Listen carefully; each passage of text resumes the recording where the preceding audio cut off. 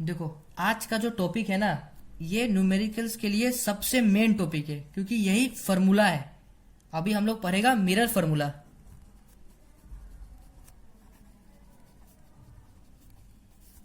Mirror formula ये सबसे important है, इंपॉर्टेंट लिख लो, ठीक ना। अब देखो मिरर फॉर्मूला क्या कहता है। मिरर फॉर्मूला क्या है? ये इमेज डिस्टेंस, ऑब्जेक्ट डिस्टेंस और फोकल लेंथ। इमेज डिस्टेंस मतलब ये समझो एक मिरर ले लिया हम, इमेज डिस्टेंस, इमेज मान लो इधर बन गया तो यहां से यहां तक का डिस्टेंस, इमेज मान लो यहां पे बना तो यहां से यहां तक का डिस्टेंस, क्योंकि कहां से मेजर करता था हम लोग? पोल से, तो इमेज डिस्टेंस हम लोग का हो गया। ऑब्जेक्ट डिस्टेंस, ऑब्जेक्ट तो हमेशा यहीं पर होगा, तो यहां से यहां तक का डिस्टेंस, ऑब्जेक्ट डिस्टेंस। और फोकल लेंथ क्या हो गया? यहाँ ये तो कन्वेक्स है तो इसका फोकस यहां पर होगा। फोकल लेंथ, फोकस से लेके पोल तक का डिस्टेंस, मतलब कि 1/v plus 1/u equal to 1/f। यहां पे v क्या है? इमेज डिस्टेंस, u क्या है? ऑब्जेक्ट डिस्टेंस, और v क्या है? v। मतलब ये है हम लोग का मिरर फॉर्मूला।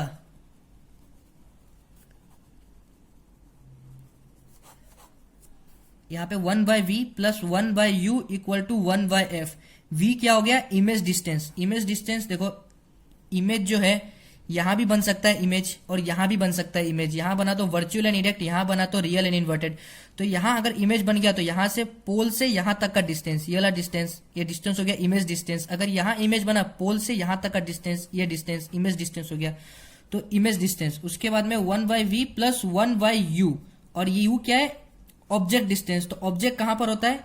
यहां पर होता है, तो यहां से लेके पोल से लेके ऑब्जेक्ट तक का ये डिस्टेंस को ऑब्जेक्ट डिस्टेंस हो गया हम लोग का।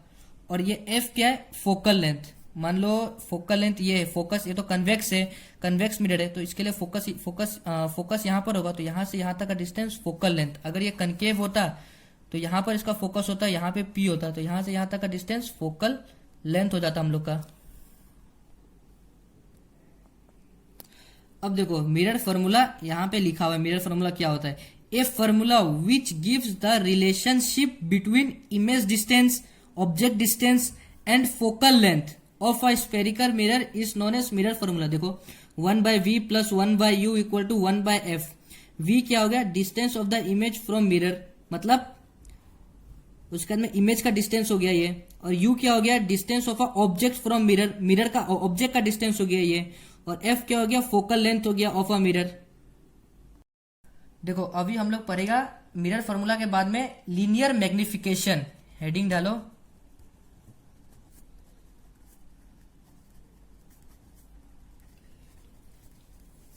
Linear magnification. इसको डिनोट किससे करता है? m से डिनोट करता है। अब लीनियर मैग्निफिकेशन क्या होता है? ये लीनियर मैग्निफिकेशन रेशियो है किसका?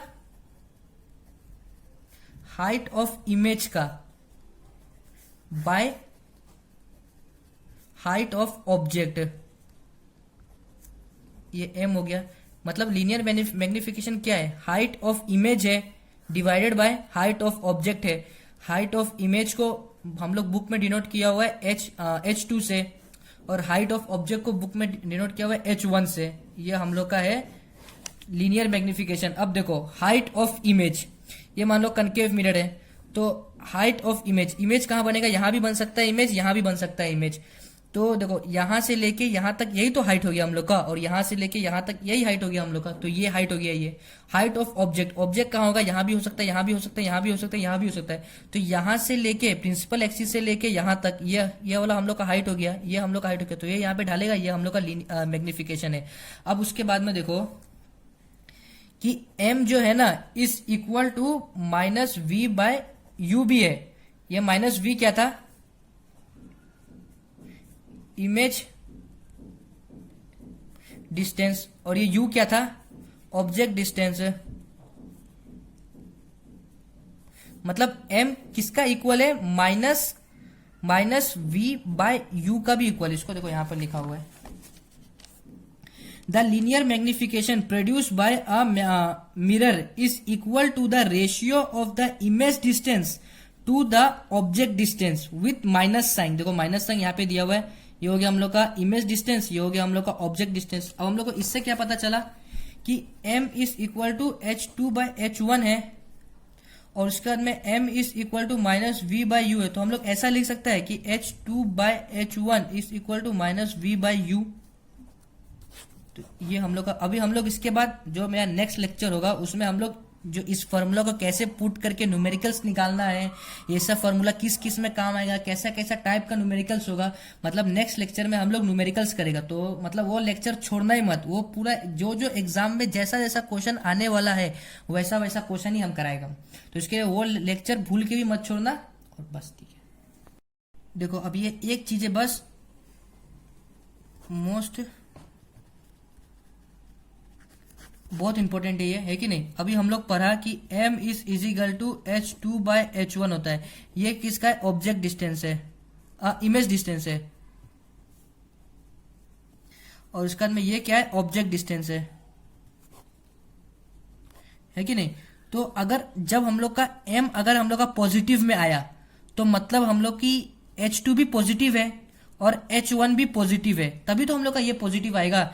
अगर मान लो कि इसका वैल्यू अगर नेगेटिव में होता है, अगर इसका वैल्यू पॉजिटिव में होता है, तब तो हम लोग का ये नेगेटिव में आ जाएगा। तो आंसर अगर हम लोग का m पॉजिटिव में आ रहा है, इसका मतलब ये है कि h2 भी पॉजिटिव उसका वैल्यू है और h1 का भी पॉजिटिव वैल्यू है।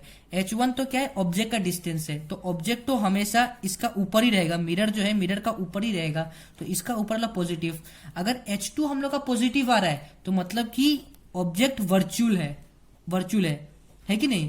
तो इसका मतलब जब हम लोग का m का वैल्यू पॉजिटिव होगा उस समय हम लोग का वर्चुअल एंड इरेक्ट इमेज होगा,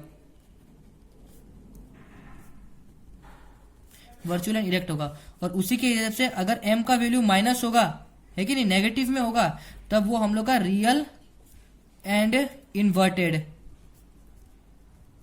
होगा। देखो जैसे कि ये तो हमेशा प्लस ही होगा, मतलब ये हम लोग का इसका लिए क्या मतलब, अगर ये माइनस होने के लिए h2/h1, h1 तो हमेशा प्लस ही होगा, ये तो प्लस में ही है, मतलब h2 को हम लोग को माइनस करना पड़ेगा।